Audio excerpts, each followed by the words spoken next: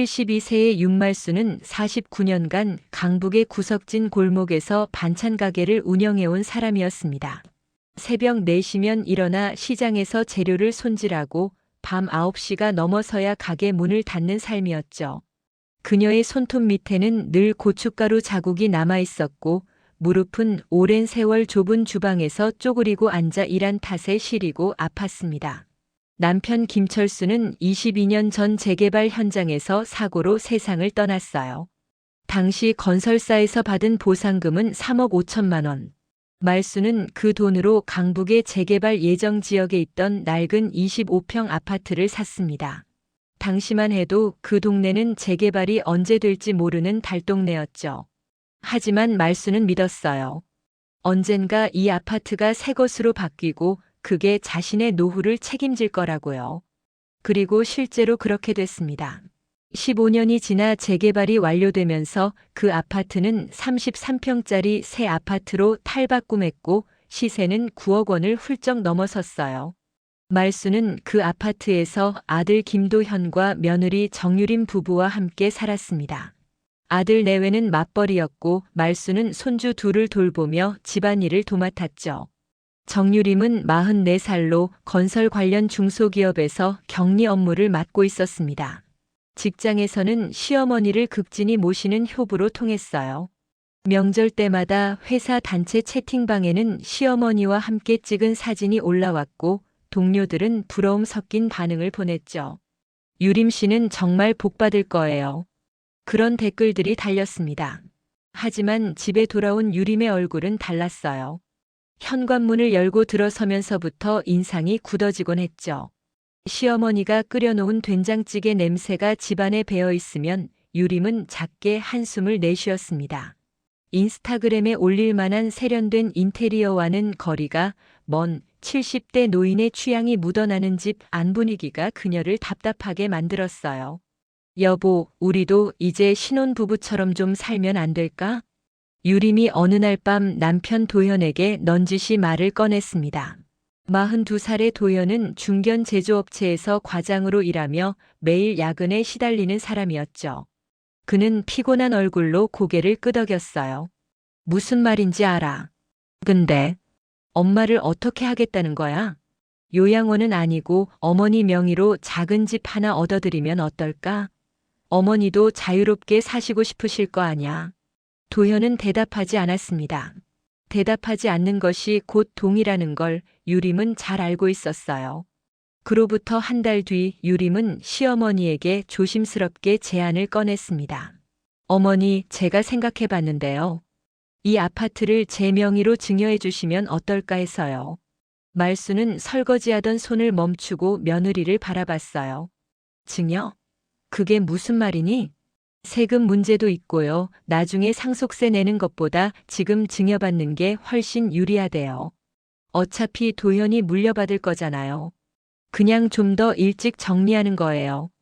유림의 설명은 그럴듯했습니다. 말수는 법률이나 세금 같은 건 잘 몰랐어요.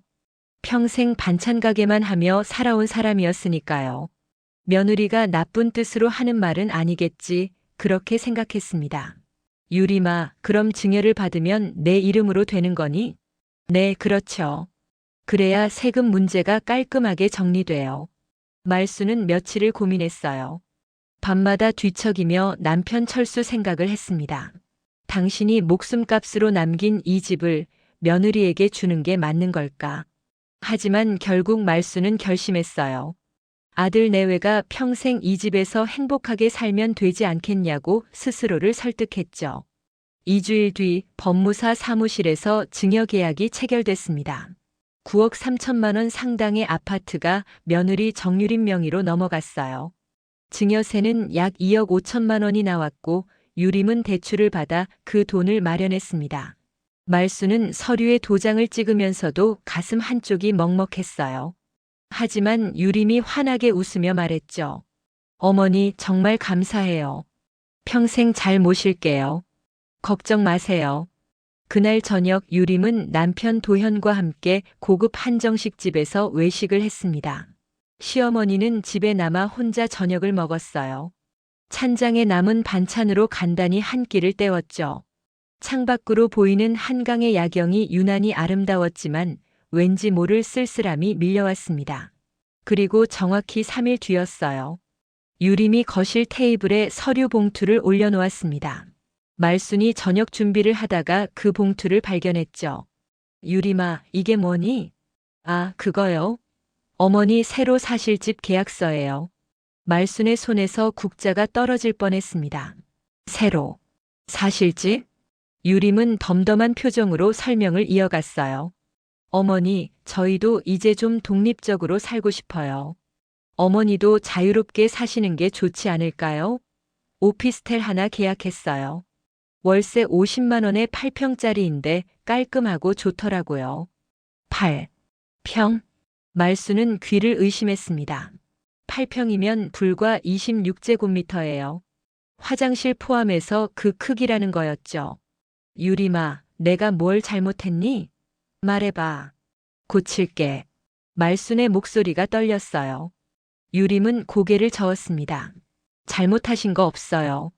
그냥 저희도 이제 저희 삶을 살고 싶다는 거예요. 아시잖아요. 요즘 젊은 부부들은 다 그렇게 살아요. 하지만 이 집은 내 아버지가. 그 이야기는 이제 그만하시죠. 어머니, 이제 이 집 제 명이잖아요. 제가 알아서 관리할게요. 차가운 목소리였습니다. 말수는 그제야 깨달았어요. 증여라는 게 그냥 명의만 바뀌는 게 아니라 모든 권리를 넘기는 거였다는 걸요. 그날 밤 도현에게 매달렸습니다. 도현아, 엄마가 뭘 잘못했니? 말해봐. 엄마가 고칠게. 도현은 눈을 마주치지 못했어요. 엄마, 유림이 말이 맞아요. 우리도 우리 생활이 있고 엄마도 편하실 거예요. 혼자 사시는 게. 편하다고? 8평짜리 오피스텔에서? 그래도 엄마 명의로 된 곳이잖아요. 나쁘게 생각하지 마세요. 말수는 그날 밤 잠을 이루지 못했습니다. 49년간 새벽같이 일어나 일하고 손주들 키우고 집안일 도맡아 하며 살아온 세월이 주마등처럼 스쳐 지나갔어요. 이게 대가란 말인가? 9억짜리 집을 주고 8평짜리 월세방으로 쫓겨나는 게. 이틀 뒤 이삿짐 센터 트럭이 아파트 앞에 섰습니다. 말순의 짐은 많지 않았어요. 옷가지 몇 벌, 이불 한 채, 낡은 화장대 하나. 평생 모은 게 그게 전부였죠. 유림은 현관에서 배웅도 하지 않았습니다. 출근 시간이라며 먼저 나가버렸어요. 도현만이 멀뚱멀뚱 서 있었죠. 엄마, 자주 올게요. 말수는 대답하지 않았습니다. 자주 온다는 말이 거짓말이라는 걸 너무나 잘 알았으니까요. 트럭은 강북의 낡은 주택가로 향했어요. 오피스텔이라고 하기엔 초라한 사실상 쪽방에 가까운 건물이었습니다. 4층 건물에 엘리베이터도 없었죠. 말수는 무거운 짐을 들고 3층까지 계단을 올라갔어요. 문을 열자 곰팡이 냄새가 코를 찔렀습니다. 벽지는 누렇게 변색돼 있었고 화장실 타일은 금이 가 있었어요. 좁은 공간에 싱크대와 미니 냉장고, 낡은 침대가 전부였죠. 말수는 그 자리에 주저앉아 울었습니다. 여보, 미안해요. 당신이 목숨 걸고 남긴 집을 내가 이렇게 빼앗기고 말았네요. 창밖으로는 좁은 골목길만 보였어요. 한강 야경은커녕 옆 건물 벽만 바라봐야 하는 곳이었습니다. 72세의 노인이 홀로 살기엔 너무나 비참한 공간이었죠. 8평 오피스텔에서의 첫날 밤은 끔찍했습니다. 말수는 낯선 공간에서 잠을 이루지 못했어요. 벽 너머로 들리는 이웃의 기침소리, 계단을 오르내리는 발소리, 새벽마다 지나가는 쓰레기 수거 차량의 소음까지. 33평 아파트에서는 느껴보지 못한 소음이었죠. 아침이 되자 더 큰 문제가 드러났습니다. 냉장고를 열어보니 텅 비어 있었어요. 유림이 생필품은 다 챙겨드렸다고 했지만 실상은 달랐죠. 낡은 냄비 하나, 찌그러진 프라이팬 하나, 그릇 2개가 전부였습니다. 먹을 것이라곤 아무것도 없었어요. 말수는 지갑을 확인했습니다. 통장에 남은 돈은 350만 원. 49년간 반찬 가게를 하며 모은 돈은 이미 손주들 학원비와 생활비로 다 써버렸죠. 국민연금은 한 달에 63만 원, 남편 철수의 유족연금까지 합치면 월 90만 원 정도였어요. 여기서 월세 50만 원을 내고 나면 40만 원으로 한 달을 버텨야 했습니다. 하루에 13,000원. 이걸로 어떻게 살지? 말수는 계산기를 두드리며 한숨을 내쉬었어요. 밥값, 전기세, 수도세, 가스비까지 생각하면 빠듯했죠. 그날부터 말순의 하루는 생존을 위한 전쟁이 됐습니다. 아침엔 편의점에서 1,800원짜리 삼각김밥 하나로 때웠어요. 점심은 복지관 무료 급식을 얻어먹으러 40분을 걸어갔죠. 저녁은 마트에서 할인하는 도시락을 사다가 이틀에 나눠 먹었습니다. 일주일이 지나자 몸에 이상이 오기 시작했어요. 무릎이 더 아파졌고 소화가 안 됐죠. 밤마다 가슴이 답답해서 잠을 설쳤습니다. 72세의 몸으로 감당하기엔 너무 가혹한 환경이었어요. 도현에게 전화를 걸었습니다. 12번을 걸어서 겨우 한 번 받았죠. 엄마 바빠요. 무슨 일이에요? 도현아, 엄마가 너무 힘들다. 한 번만 와줄 수 없니? 엄마 지금 회의 중이에요. 나중에 전화할게요. 전화는 끊겼습니다. 나중에라는 말은 오지 않았어요. 사흘이 지나고 일주일이 지나도 도현에게선 연락이 없었죠. 어느 날 우편함에 등기가 와 있었습니다. 발신인은 정유림. 말수는 떨리는 손으로 봉투를 뜯었어요. 월세 계약명의 변경 안내. 내용은 간단했습니다. 오피스텔 월세 계약이 유림 명의에서 말순 명의로 변경됐다는 거였죠. 보증금 500만 원, 월세 50만 원. 계약 기간은 1년. 1년 뒤엔 재계약을 해야 하는데 집주인이 원하면 월세를 올릴 수도 있다는 내용도 적혀 있었어요. 내 명의로 바꿔놓고 보증금도 내가 내라는 거야? 말수는 멍하니 서류를 내려다봤습니다. 통장에 남은 350만 원 중 500만 원을 어떻게 만들어야 하는지 막막했어요. 그날 밤 말수는 옛날 물건들을 뒤지기 시작했습니다. 혹시 팔만한 게 있나 해서요. 낡은 금반지 하나가 나왔어요. 결혼할 때 시어머니가 끼워준 돌반지였죠. 무게를 재보니 3돈 7푼. 당시 금값으로 계산하면 40만 원 정도였습니다. 미안해요, 어머님. 말수는 반지를 꼭 쥐고 눈물을 흘렸어요. 하지만 달리 방법이 없었죠. 다음 날 금은방에 가서 반지를 팔았습니다. 42만 원을 받았어요. 그렇게 2개월이 흘렀습니다. 말수는 점점 말라갔어요. 체중이 12kg이나 빠졌죠. 거울을 보면 낯선 사람이 서 있었습니다. 움푹 들어간 눈, 핏기 없는 얼굴, 푸석해진 피부. 어느 날 복지관 무료 급식을 먹다가 어지러움을 느꼈어요. 눈앞이 빙글빙글 돌았죠. 어머니 괜찮으세요? 옆에 앉아있던 할머니가 말순을 부축했습니다. 최명자 75살의 이 할머니는 말순보다 먼저 복지관에 다니던 사람이었어요. 괜찮아요. 그냥 좀 어지럽네요. 요새 얼굴이 많이 안 좋으시던데 병원은 가보셨어요? 말순은 고개를 저었습니다. 병원 갈 돈이 어디 있었겠어요. 건강보험이 있어도 본인 부담금이 만만치 않았죠. 명자는 말순을 복지관 상담실로 데려갔어요. 복지관 사회복지사가 말순을 진찰하더니 깜짝 놀랐습니다. 어머니, 혈압이 너무 높으세요. 210에 120이에요. 당장 병원 가셔야 해요. 병원은 돈이 없어서요. 기초생활수급자 신청하셨어요? 그게 뭔지도 잘 모르겠어요. 사회복지사는 한숨을 쉬며 설명해 줬습니다. 말순의 상황이라면 충분히 수급자 자격이 될 수 있다고요. 하지만 문제가 있었어요. 아들 도현의 소득 때문에 부양 의무자 기준에 걸릴 가능성이 높았죠. 아드님이 부양할 수 없다는 걸 증명해야 해요. 쉽지 않은 일이에요. 말순은 고개를 떨궜습니다. 아들이 엄마를 부양하지 않는다는 걸 증명한다는 게 얼마나 비참한 일인가요? 그날 밤 말순은 오래된 서랍을 뒤지다가 명함 하나를 발견했습니다. 오지현 변호사 여성인권법률센터 20년 전 반찬가게 단골이었던 소녀가 준 명함이었어요. 당시 오지현은 18살 고등학생이었습니다. 집이 어려워서 학원도 못 다니던 아이였죠. 말수는 그 아이에게 매일 반찬을 공짜로 싸줬어요. 공부 열심히 해서 꼭 대학 가라고 격려했죠. 오지현은 정말 열심히 공부했습니다. 장학금을 받고 대학에 진학했고 로스쿨까지 졸업했어요. 변호사가 된 뒤 말순을 찾아와 명함을 줬었죠. 어머니, 나중에 어려운 일 있으면 꼭 연락하세요. 제가 도와드릴게요. 말순은 그때 웃으며 말했어요. 그럴 일은 없을 거야. 너나 잘 되거라. 하지만 이제는 달랐습니다. 말수는 떨리는 손으로 전화기를 집어들었어요. 20년 전 번호가 아직도 유효할까? 걱정했지만 전화는 연결됐습니다. 여보세요? 젊은 여성의 목소리였어요. 말수는 목이 메어서 한참을 말을 잇지 못했죠. 저기, 지연이니? 옛날에 강북에서 반찬 가게 하던 말순이야. 전화 너머로 잠시 침묵이 흘렀습니다.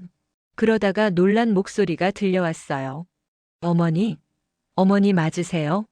어머니, 지금 어디 계세요? 나, 도움이 좀 필요해서. 말순의 목소리가 떨렸습니다. 오지현은 즉시 말했죠.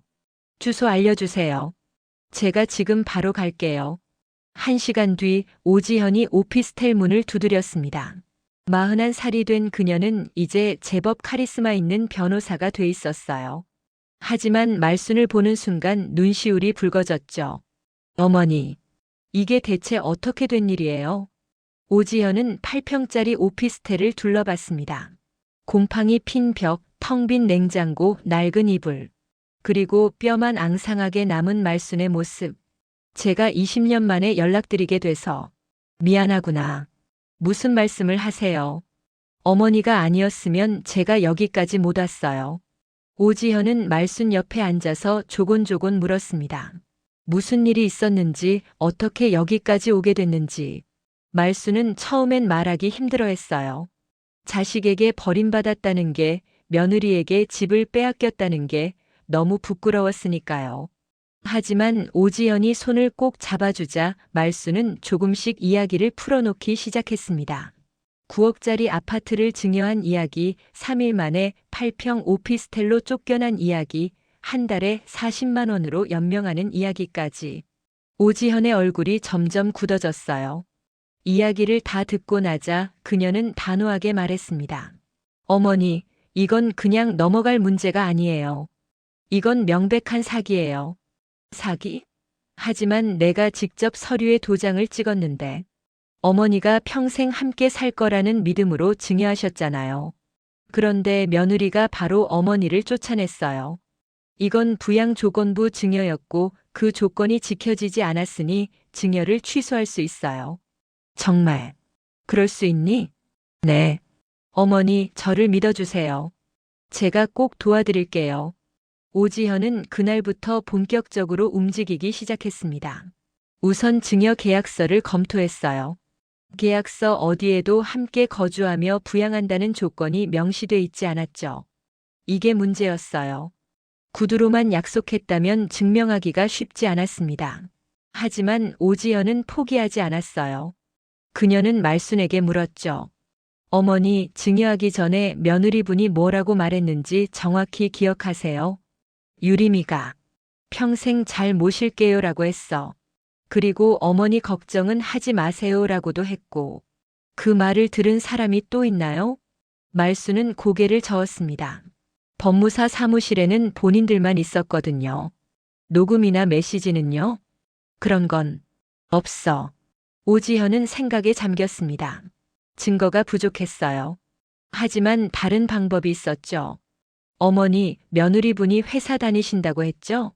어디서 일하세요? 건설회사. 정확한 이름은 잘 모르겠는데 중소기업이라고 했어. 오지현은 노트북을 꺼내 검색하기 시작했어요. 정유림이라는 이름으로 검색하니 한 중소 건설업체의 격리 담당자로 나왔습니다. 그 회사 이름을 보는 순간 오지현의 눈빛이 변했어요. 대흥건설. 어머니, 이 회사 이름 혹시 들어보신 적 있으세요? 글쎄, 잘 모르겠는데. 어머니, 남편분이 돌아가신 그 재개발 현장, 시공사가 어디였어요? 말수는 기억을 더듬었습니다. 28년 전 일이라 가물가물했지만 뭔가 익숙한 느낌이었어요. 네. 뭐였지? 대성? 대흥? 대흥이었나요? 그래, 맞아. 대흥건설이었어. 오지현의 얼굴에 확신이 떠올랐습니다. 퍼즐 조각이 맞춰지기 시작한 거예요. 어머니, 이거 우연이 아니에요. 며느리분이 그 회사에 다니고 있다는 게. 오지현은 다음 날 아침부터 본격적인 조사에 들어갔습니다. 대흥건설에 대한 자료를 찾기 시작했죠. 28년 전 재개발 현장 사고 기록, 당시 보상금 지급 내역, 회사의 안전관리 실태까지 샅샅이 뒤졌어요. 일주일간의 조사 끝에 오지현은 충격적인 사실을 발견했습니다. 당시 재개발 현장에서는 총 3건의 사망사고가 발생했어요. 말순의 남편 철수를 포함해서요. 그런데 사고 조사 보고서에는 작업자 부주의로만 기록돼 있었죠. 하지만 당시 언론 보도를 찾아보니 다른 이야기가 나왔습니다. 안전장비 미지급, 작업시간 초과, 부실한 안전교육 등이 문제로 지적됐어요. 대흥건설은 결국 벌금 2천만 원만 내고 공사를 계속했죠. 더 놀라운 건 보상금 지급 내역이었습니다.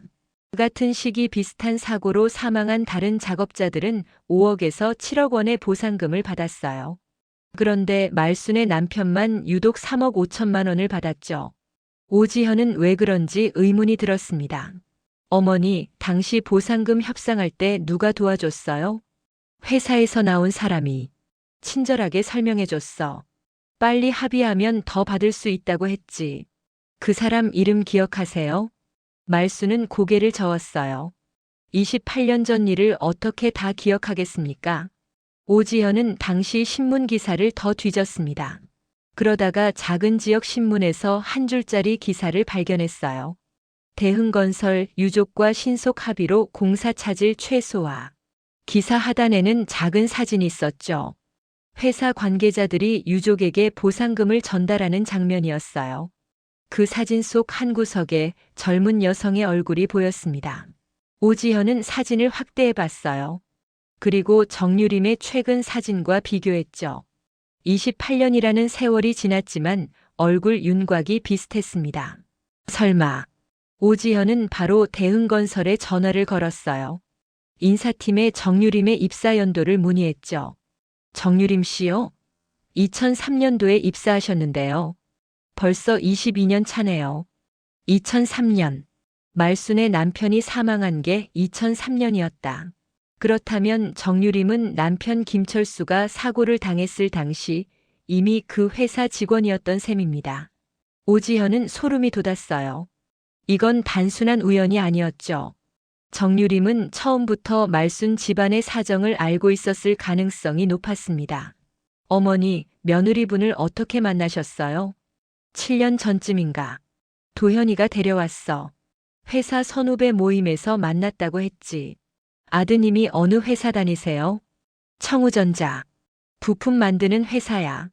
오지현은 또다시 검색했습니다. 청우전자와 대흥건설. 두 회사는 협력업체 관계였어요. 건설 현장에 쓰이는 전기 부품을 청우전자에서 납품했죠. 퍼즐이 완성되기 시작했습니다.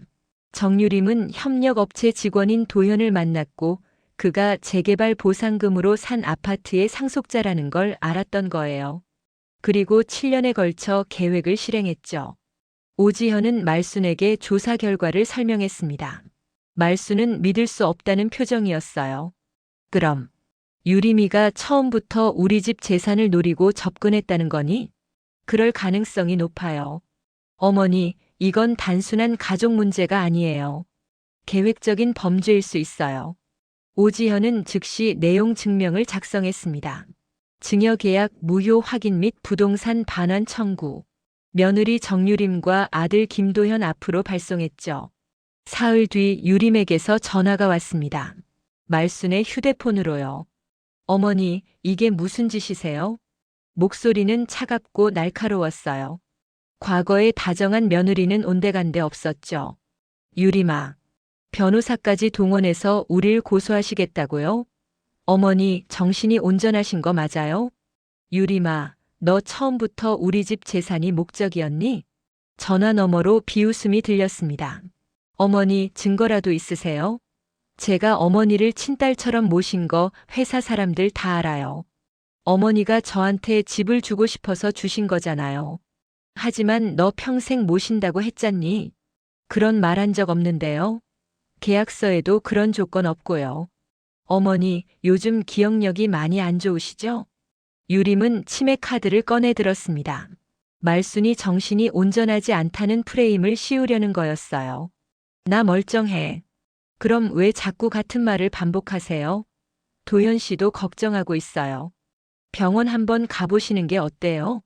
전화가 끊겼습니다. 말순은 주저앉아 울었어요. 며느리의 차가운 목소리가 귓전에 맴돌았죠. 오지현은 말순을 병원으로 데려갔습니다. 정신과 전문의에게 진단을 받게 했어요. 혹시라도 유림이 치매 진단서를 조작할 가능성에 대비하기 위해서였죠. 검사 결과는 명확했습니다. 말순은 치매가 아니었어요. 경도인지장애 수준도 아니었죠. 72세 평균 수준의 정상적인 인지 능력을 가지고 있었습니다. 어머니, 이 진단서가 중요한 증거가 될 거예요. 하지만 조정 신청은 실패로 돌아갔습니다. 한 달 뒤 열린 조정 기일에서 유림은 변호사를 대동하고 나타났어요. 40대 중반의 남성 변호사였죠. 재판장님, 저희 의뢰인은 시어머니를 7년간 극진히 모셨습니다. 회사 동료들의 증언도 있습니다. 유림의 변호사는 준비해온 서류 뭉치를 제출했어요. 회사 동료 5명의 진술서였죠. 모두 정유림 씨는 시어머니를 친어머니처럼 모시는 효부라고 증언했습니다. 그리고 증여는 어머니께서 자발적으로 하신 겁니다. 증여세 2억 5천만 원도 저희가 대출받아서 냈어요. 이제 와서 돌려달라는 건 말이 안 됩니다. 조정위원이 말순에게 물었어요. 어머님께서 증여하실 때 며느님이 평생 모시겠다고 약속했다는 게 사실인가요? 네, 분명히 그렇게 말했어요. 하지만 증거가 없으시네요. 계약서에도 그런 조건이 없고요. 말로 약속했어요. 유림이 끼어들었습니다. 어머니, 제가 언제 그런 말을 했어요? 어머니가 혼자 오피스텔에 사시는 게 더 편하실 거라고 제가 제안했을 뿐이에요. 거짓말. 너 나를 쫓아낸 거잖아. 어머니, 목소리 좀 낮추세요. 여기 법원이에요. 유림의 태도는 침착하고 당당했습니다. 반면 말순은 흥분해서 말을 제대로 잇지 못했어요. 조정은 결렬됐습니다. 조정위원은 한숨을 쉬며 말했죠. 가족 간의 문제는 법으로 해결하기 어렵습니다. 서로 양보하시는 게 좋겠습니다. 법원을 나서는 길 유림이 말순에게 다가왔어요. 어머니, 이제 그만하세요. 소송 걸어봤자 어머니만 힘들어요. 건강도 안 좋으신데. 너, 정말 양심도 없니? 양심이요? 저도 38살이에요.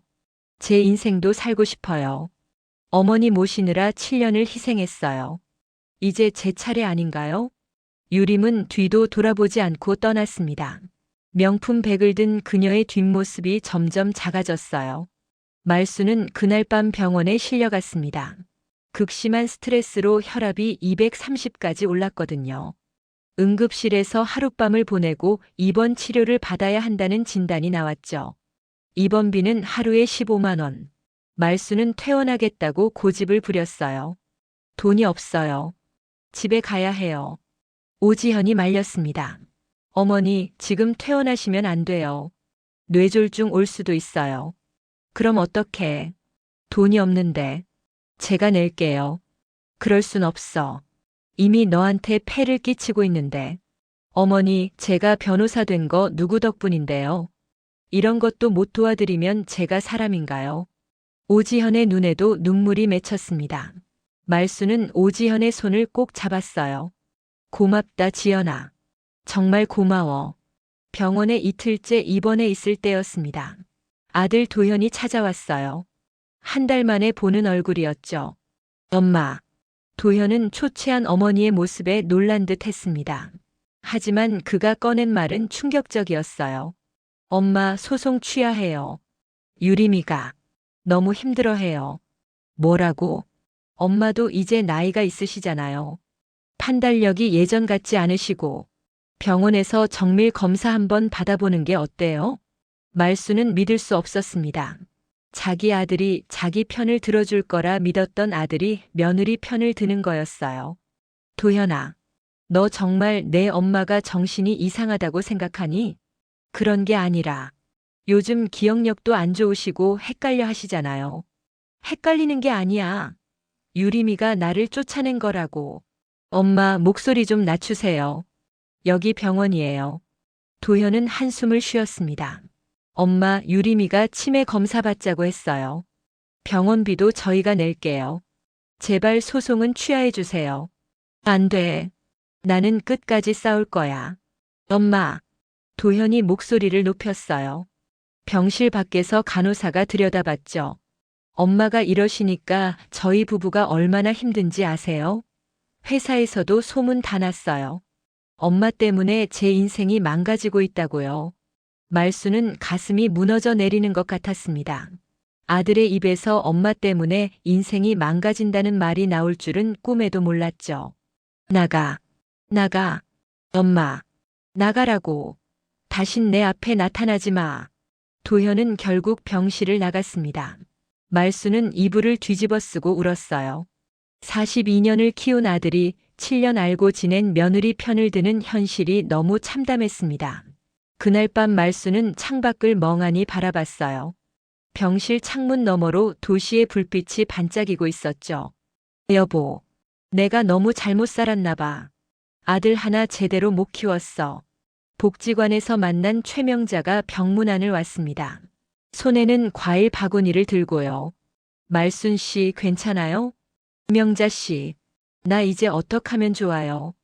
명자는 침대 옆에 앉아 말순의 손을 잡았습니다. 말순 씨, 나도 비슷한 일 겪었어요. 네. 20년 전 얘기예요. 나도 재개발로 아파트를 받았거든요. 그때 딸한테 넘겼는데 딸 남편한테 쫓겨났어요. 말수는 놀란 눈으로 명자를 바라봤습니다. 그래서 어떻게 됐어요? 소송했죠. 4년 걸렸어요. 결국 이겼어요. 아파트 70%를 돌려받았죠. 정말요? 그런데 말순 씨, 그때 그 재개발이 어디였는지 아세요? 어디였는데요? 강북 신월동. 그때 시공사가 대흥건설이었어요. 말수는 숨이 멎는 것 같았습니다. 대흥건설이요? 네. 그때 말이 많았어요. 안전관리 엉망이고 보상금도 제대로 안 주고. 나도 보상금 협상할 때 속았거든요. 처음엔 5억 준다더니 나중에 3억으로 깎였어요. 명자는 가방에서 낡은 서류 봉투를 꺼냈습니다. 이거 보세요. 당시 자료들이에요. 소송할 때 쓴 거예요. 봉투 안에는 신문 스크랩, 계약서 사본, 법원 판결문 등이 들어있었어요. 말수는 떨리는 손으로 서류들을 넘겨봤습니다. 그리고 한 장의 사진을 발견했습니다. 20년 전 재개발 현장 준공식 사진이었죠. 사진 한 구석에 대흥건설 직원들이 서 있었어요. 그 중에 젊은 여성의 얼굴이 보였습니다. 말수는 사진을 자세히 들여다봤어요. 그리고 경악했죠. 이 사람, 유림이잖아. 말수는 떨리는 손으로 사진을 오지현에게 건넸습니다. 오지현도 사진 속 인물을 확인하고는 눈빛이 날카로워졌어요. 명자 할머니, 이 자료들 좀 빌려주실 수 있으세요? 아주 중요한 증거가 될 것 같아요. 그럼요, 얼마든지요. 말순 씨 도와주세요. 나도 그때 너무 힘들었거든요. 명자는 서류 봉투를 통째로 넘겨줬습니다. 그 안에는 20년간 보관해온 재개발 관련 자료들이 빼곡히 들어있었어요. 안전관리 부실을 지적한 언론 보도, 보상금 협상 과정의 녹취록, 유족들의 진술서까지. 오지현은 즉시 사무실로 돌아가 자료를 분석하기 시작했습니다. 밤을 새워가며 퍼즐을 맞춰나갔죠. 그리고 놀라운 사실들이 드러나기 시작했어요. 대흥건설은 28년 전부터 지금까지 총 12건의 재개발 사업을 진행했습니다. 그중 8건에서 안전사고가 발생했어요. 사망자만 16명이었죠. 하지만 회사는 매번 작업자 부주의로 책임을 회피했고 최소한의 보상금만 지급했습니다. 더 충격적인 건 보상금 협상 담당자였어요. 여러 사건의 기록을 비교해 보니 정유림이라는 이름이 계속 등장했습니다. 그녀는 22년간 회사에서 격리 업무를 맡으면서 동시에 사고 유족들과의 보상금 협상을 도맡았던 거예요.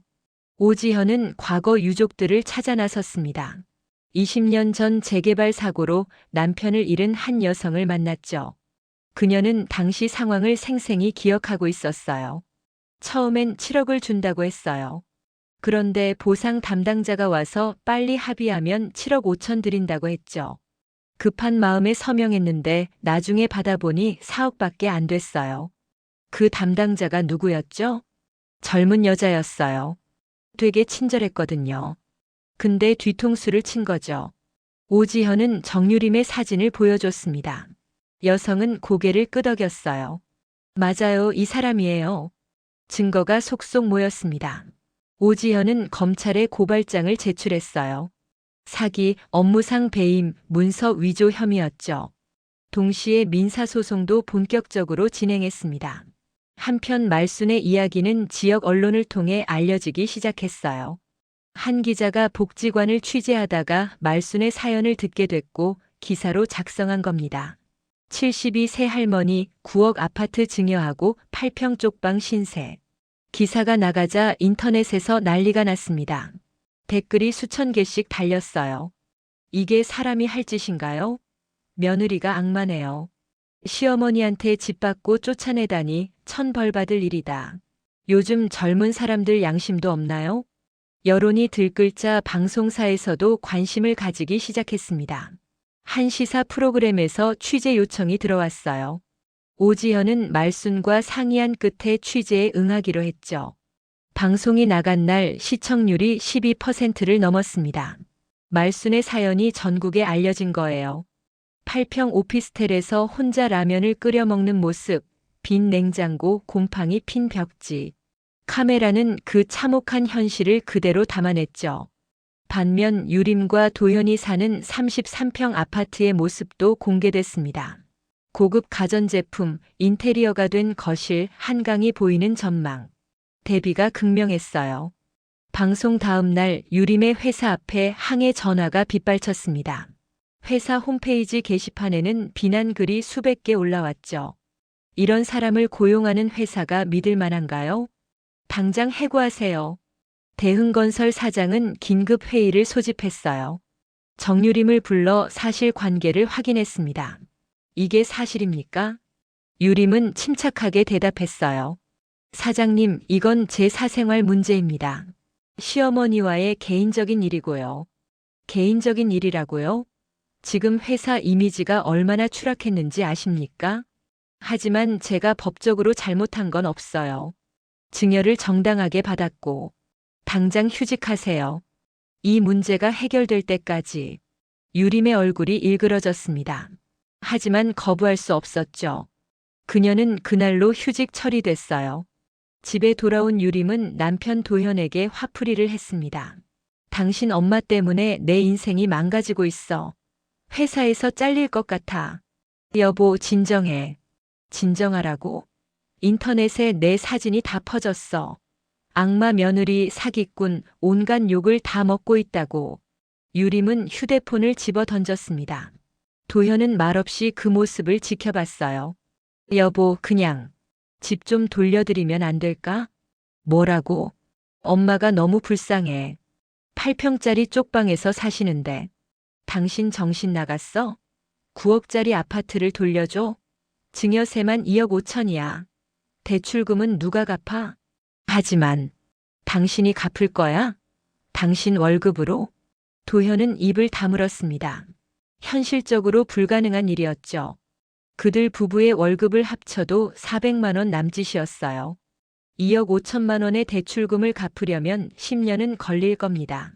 그냥 이대로 가는 거야. 우린 잘못한 거 없어. 유림은 단호하게 말했어요. 하지만 그녀의 눈가엔 두려움이 서려 있었습니다. 한 달 뒤 첫 재판이 열렸습니다. 서울중앙지방법원 민사 12부. 방청석은 사람들로 가득 찼어요. 언론사 기자들, 복지관 사람들, 그리고 말순을 응원하는 시민들까지. 재판장이 입장하자 법정이 숙연해졌습니다. 원고 측 변호인 주장하시죠. 오지현이 일어섰어요. 재판장님, 이 사건은 단순한 증여 분쟁이 아닙니다. 피고 정유림은 22년간 대흥건설에서 사고 유족들을 상대로 보상금을 축소하는 업무를 담당해왔습니다. 오지현은 준비한 증거 자료를 제출했어요.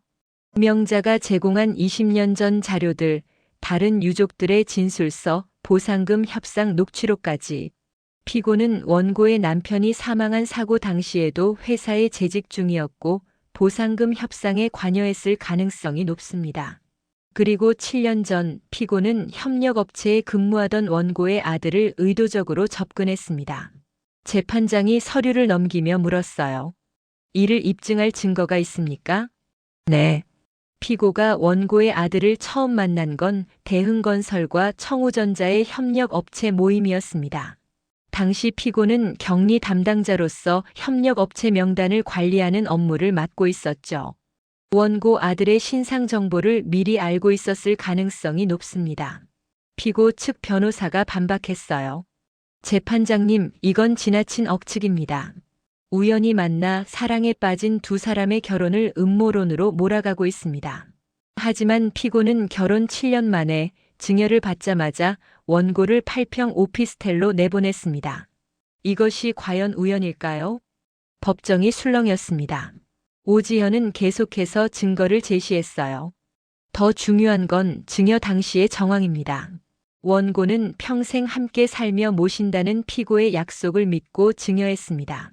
하지만 피고는 증여 완료 3일 만에 원고를 내보냈죠. 증거가 있습니까? 원고의 증언이 있습니다.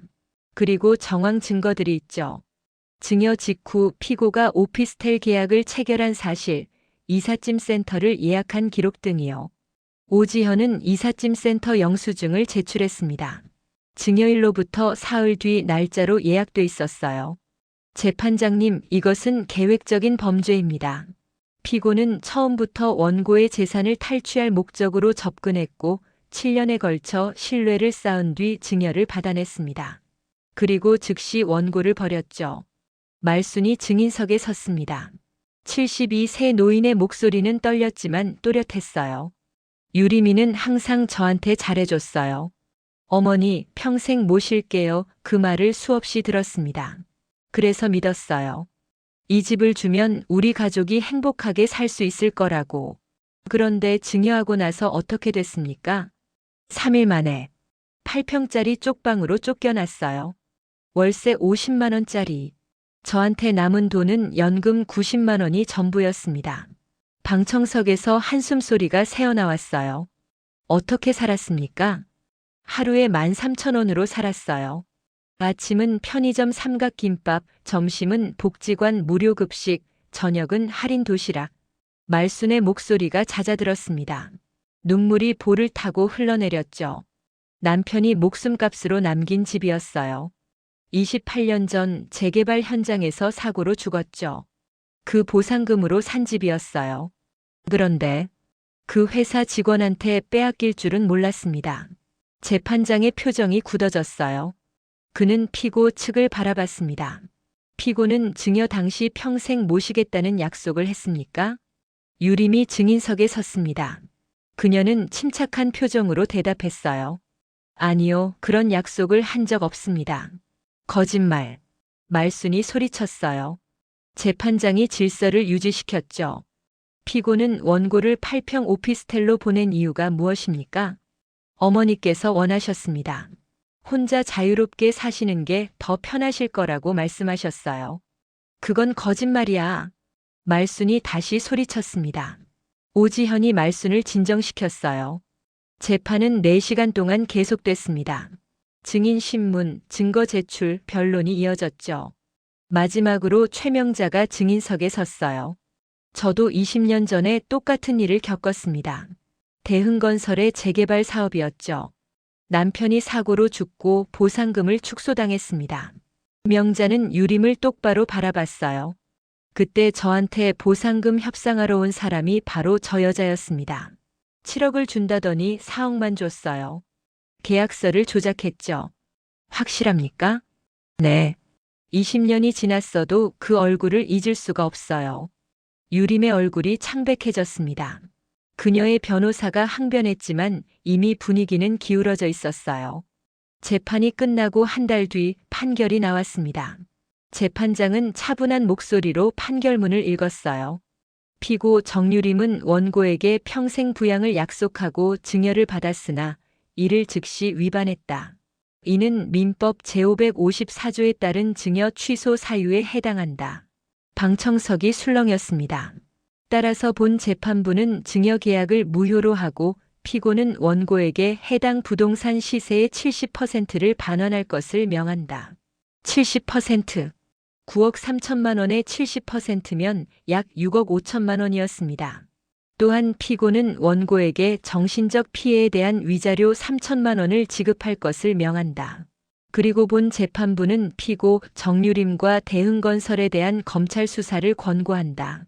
보상금 협상 과정에서의 사기 및 문서 위조 혐의에 대해 철저한 조사가 필요하다고 판단한다. 판결이 끝나자 방청석에서 박수가 터져 나왔습니다. 말수는 오지현을 끌어안고 울었어요. 고마워.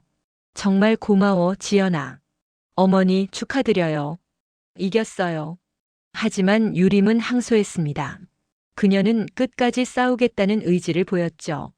항소심 재판이 시작됐어요. 한편 검찰은 대흥건설에 대한 수사에 착수했습니다. 회사의 과거 사고 기록들을 조사하기 시작했죠. 보상금 축소, 문서 조작, 안전관리 부실 등의 혐의가 속속 드러났어요. 정유림은 업무상 배임과 사기 혐의로 기소됐습니다. 회사는 그녀를 해고했죠. 유림의 인스타그램에는 악플이 수천 개 달렸어요. 친구들도 하나둘 떠나갔습니다. 도현도 변했어요. 아내의 범죄 사실을 알게 된 뒤 그는 점점 거리를 두기 시작했죠. 결국 이혼 소송을 제기했습니다. 항소심 재판에서도 말순이 승소했어요. 대법원은 원심을 그대로 확정했죠. 더 이상 다툴 여지가 없었습니다. 6개월 뒤 말순은 새 집으로 이사했어요. 한강 근처의 20평짜리 아파트였습니다. 6억 5천만 원 중 3억 원으로 산 집이었죠. 나머지 돈은 통장에 넣어뒀어요. 이사 첫날 말수는 한강이 보이는 창가에 섰습니다. 저녁 노을이 강물을 물들이고 있었어요. 여보, 우리 이제 좀 살 수 있겠어요. 오지현과 명자가 집들이를 왔습니다. 복지관 사람들도 함께 왔죠. 좁은 거실이 사람들로 가득 찼어요. 말순 어르신 축하드려요. 정말 잘 되셨어요. 사람들의 축하 인사가 이어졌습니다. 말순은 환하게 웃었어요. 오랜만에 진심으로 웃는 얼굴이었죠. 며칠 뒤 오지현이 제안을 했습니다. 어머니, 저희가 재단을 하나 만들려고 해요. 어머니 같은 분들을 돕는 법률지원센터요. 재단? 네. 말순 어르신 법률지원센터라고 이름 지으려고요. 어르신들이 재산 사기를 당하지 않도록 무료 법률 상담을 해드리는 거예요. 말순은 가슴이 뭉클해졌습니다. 내 이름을 붙인다고. 네. 어머니의 이야기가 많은 분들에게 희망이 됐거든요. 어머니께서 명예이사장을 맡아주시면 좋겠어요. 말순은 눈물을 닦으며 고개를 끄덕였어요. 한 달 뒤 말순 어르신 법률지원센터 개소식이 열렸습니다. 강북의 작은 사무실이었지만 많은 사람들이 축하하러 왔어요. 말순은 개소식 축사에서 이렇게 말했습니다. 저는 72년을 살면서 많은 것을 배웠습니다. 하지만 가장 큰 교훈은 지난 3년간 얻었어요. 사람들이 조용히 귀 기울였어요. 계약서는 꼼꼼히 읽어야 합니다. 하지만 더 중요한 건 사람을 잘 봐야 한다는 거예요. 말만 믿으면 안 돼요. 행동을 봐야 합니다. 말수는 잠시 숨을 고르고 계속했어요. 그리고 절대 여러분 자신을 헌신짝처럼 내주지 마세요. 나이가 들었다고 약하다고 가족이니까 참아야 한다고 생각하지 마세요. 여러분도 존중받을 권리가 있습니다. 박수가 터져 나왔습니다. 말수는 환하게 웃으며 박수에 화답했어요. 그날 저녁 말수는 새집 거실에 혼자 앉아 있었습니다. 한강의 야경이 창밖으로 펼쳐져 있었어요. 남편 철수의 사진을 꺼내 들고 조용히 말을 걸었습니다. 여보, 당신이 남긴 집, 이제야 제대로 지켰어요. 힘들었지만 포기하지 않았어요. 사진 속 남편은 환하게 웃고 있었어요. 그리고 당신 덕분에 다른 사람들도 도울 수 있게 됐어요. 당신이 자랑스러워할 일을 하고 있어요. 말수는 사진을 가슴에 꼭 안았습니다. 그리고 창밖을 바라봤어요. 이제야 내 인생이 시작되는구나. 72세의 윤말순에게 새로운 삶이 열렸습니다. 더 이상 누군가의 그늘에 가려진 존재가 아니었어요. 자기 이름으로 살아가는 당당한 한 사람이었죠. 한 달 뒤 아들 도현이 찾아왔습니다. 말수는 차를 내오며 그를 맞았어요. 엄마, 미안해요. 도현의 눈에 눈물이 맺혔습니다. 늦었어, 도현아. 엄마, 제발 용서해 주세요. 제가 정말 잘못했어요. 말수는 고개를 저었어요. 용서는 하지. 넌 내 아들이니까. 하지만 예전처럼 돌아갈 순 없어. 엄마, 도현아, 넌 이제 내 인생을 살아. 나도 내 인생을 살 거야. 우린 각자의 길을 가는 게 맞아. 도현은 울먹이며 고개를 숙였습니다. 말수는 그의 어깨를 가볍게 두드려줬어요. 잘 살아라. 다시는 누군가를 저버리는 사람이 되지 마. 도현이 떠난 뒤 말수는 다시 창가에 섰습니다. 한강 위로 유람선이 지나가고 있었어요. 반짝이는 불빛들이 물결에 반사돼 아름다웠죠. 고맙습니다, 모두. 말수는 조용히 중얼거렸어요. 오지현에게, 명자에게, 자신을 응원해준 모든 사람들에게, 그리고 자기 자신에게도 감사했습니다. 포기하지 않고 끝까지 싸운 자신에게요. 72세의 나이에 윤말수는 진짜 자유를 얻었습니다. 누군가에게 의지하지 않고 누구의 눈치도 보지 않는 살. 그것이 바로 그녀가 꿈꾸던 노년이었어요. 창밖 한강은 오늘도 유유히 흐르고 있었습니다. 말순의 새로운 인생처럼 멈추지 않고 계속 나아가는 강물처럼요.